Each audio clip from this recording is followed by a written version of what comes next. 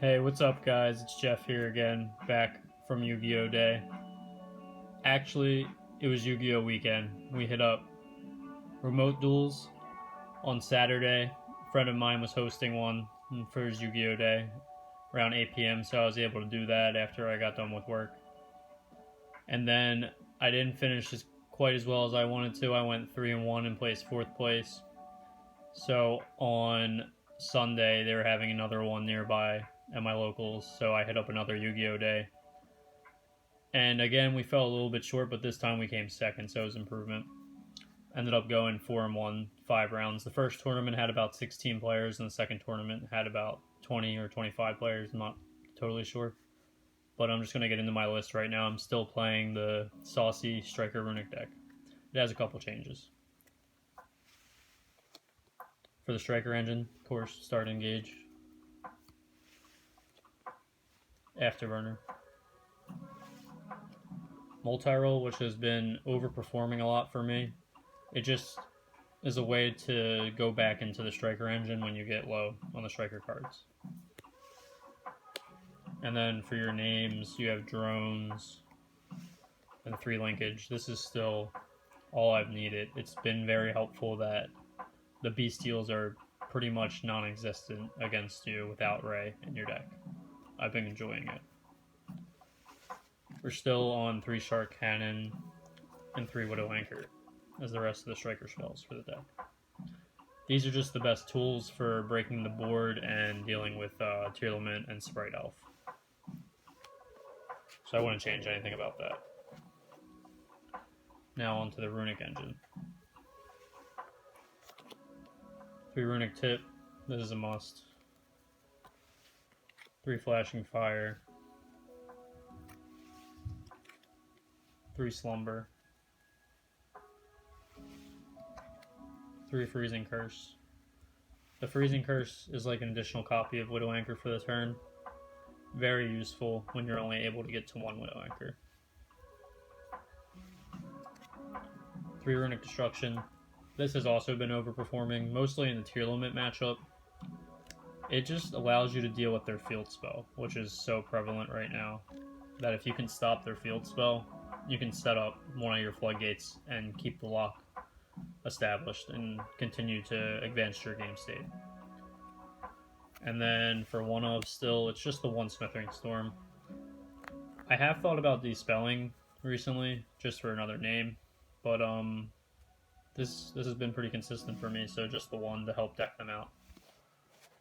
And then the last part of the Runics is the 2 Fountain. 2 Fountain has been perfect.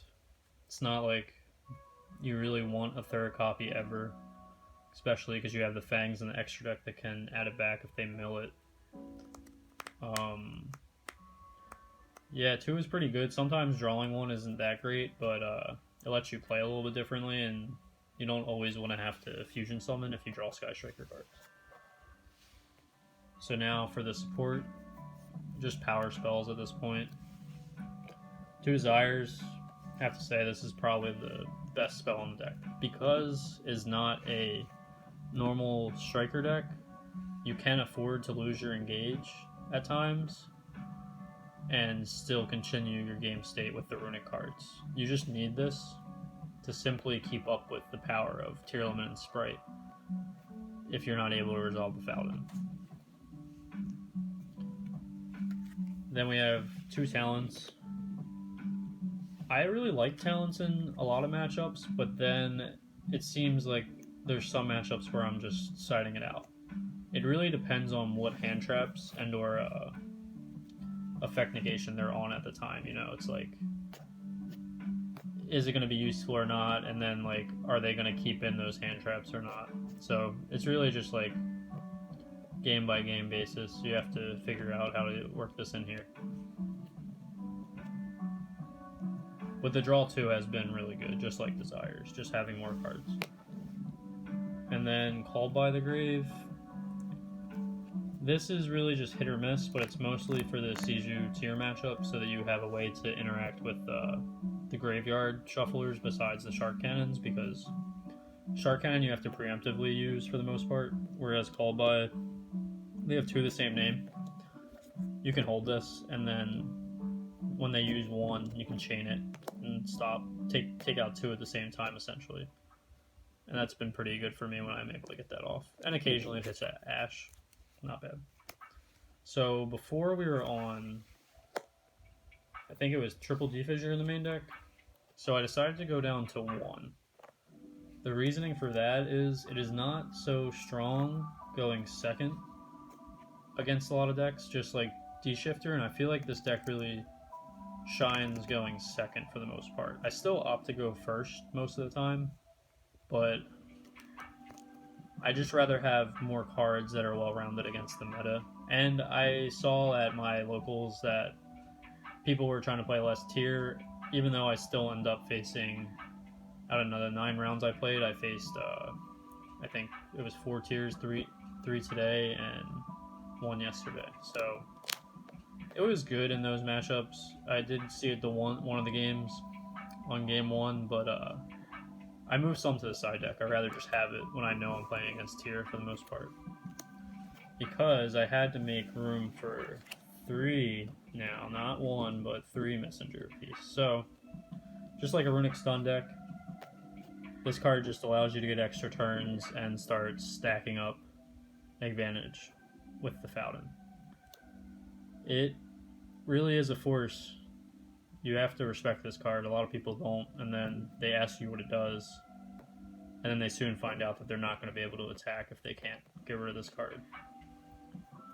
1 was simply just not enough, and that's kind of why the D-Fissure ratio changed. This just hits more decks.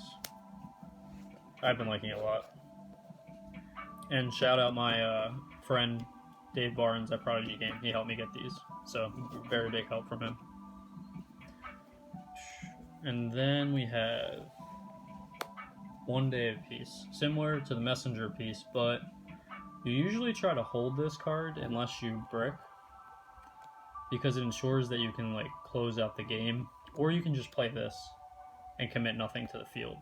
Especially against tier, it's very good against tier because you can kind of just wait and let them build their board and keep milling cards and stuff, and then just play your game while they're trying to do something that would typically be good against most decks, but it just doesn't do much to this deck.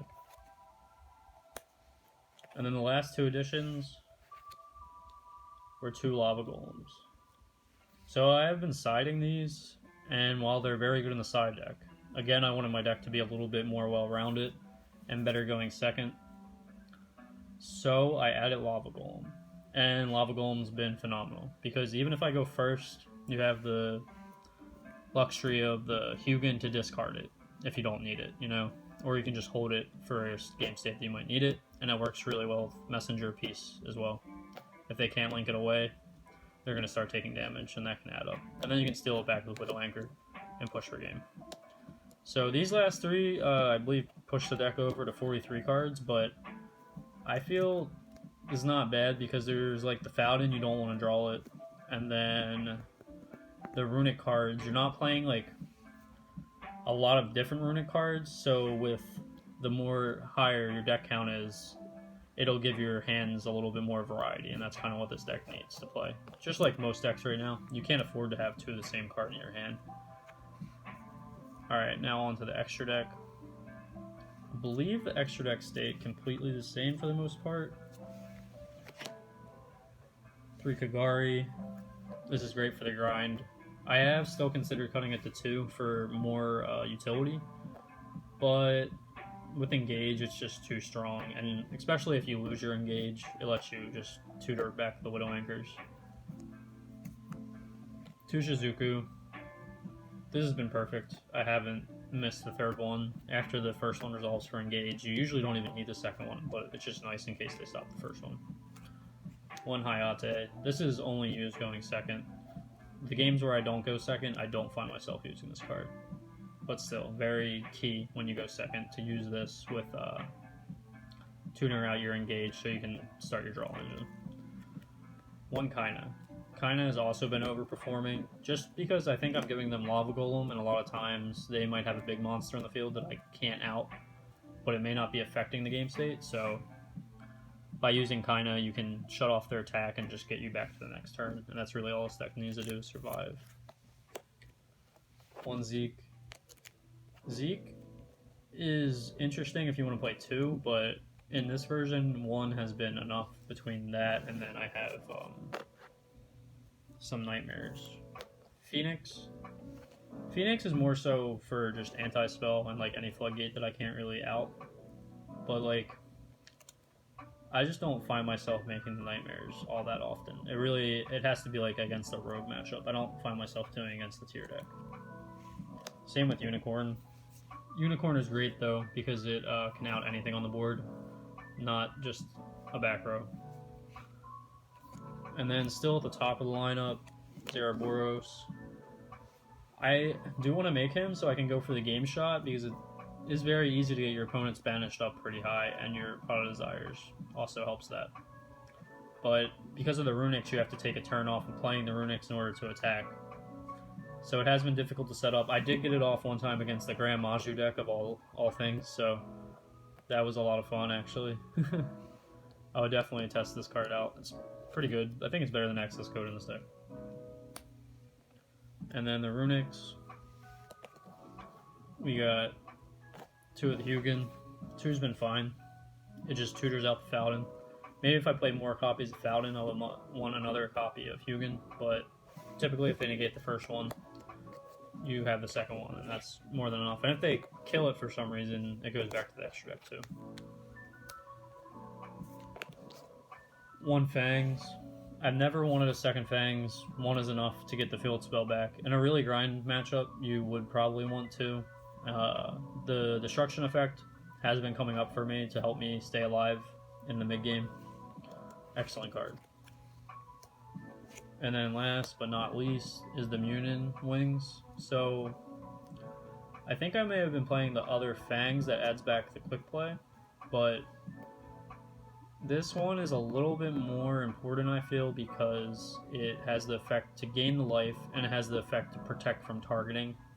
Now, I've been having a little bit more trouble with targeting, whereas these people are starting to play Cosmic Cyclone to out my Falcon. Whereas this can't stop Cosmic Cyclone, this stops like Feather Duster and stuff like that. So this one's a little bit more useful, I think.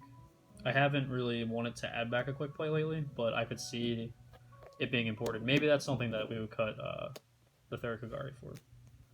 Alright, now the side deck for the sauce. The remaining Lava Golem, I did not want to play 3 because I just don't ever want to draw 2 of this card.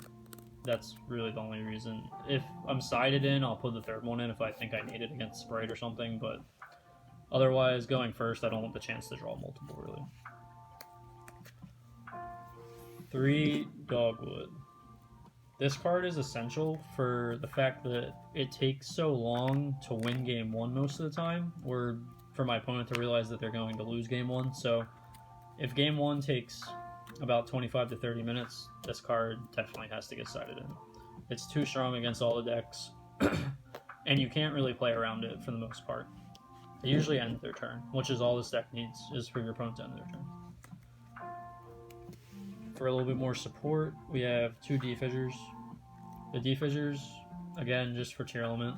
I don't really put them in against anything else. You can side it against Sprite if they're on Toad, and you go second or first, it's like, okay, because it's gonna probably stop them from making Toad, or at least, like, if you lead with this, they have to negate this first, because they can't use their Toad.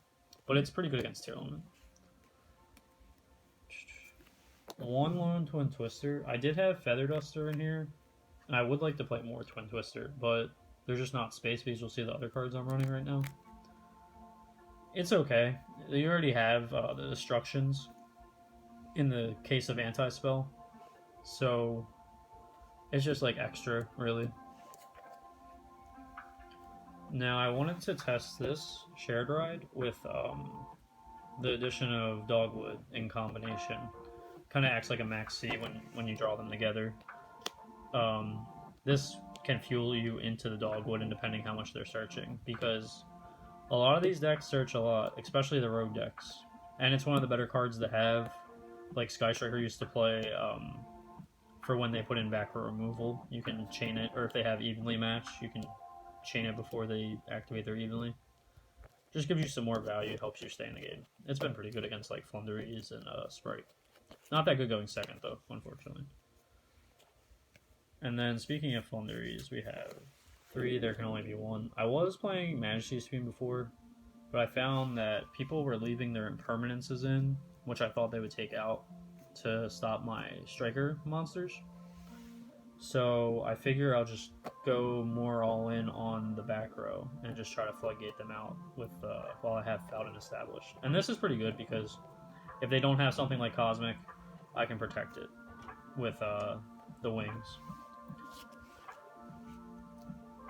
And then last but not least, we have 2 copies of Dark Bribe.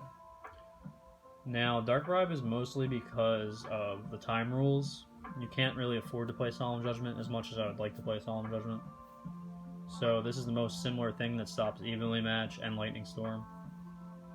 I did like Curse Seal, but a lot of people are still on Evenly Match in my area, so Dark Bribe's the next best thing. But yeah. So we went, out of 9 rounds, we went 7-2 this weekend. We got a couple packs at the first tournament. I got 4th, and then a couple more OTS packs you see right here. At the second tournament, I got 2nd. But that's everything. If you guys want to see like a combo video or a tutorial on how to play the deck, I could do that for you and try to get some gameplay. Just let me know. Comment, rate, subscribe. Peace out.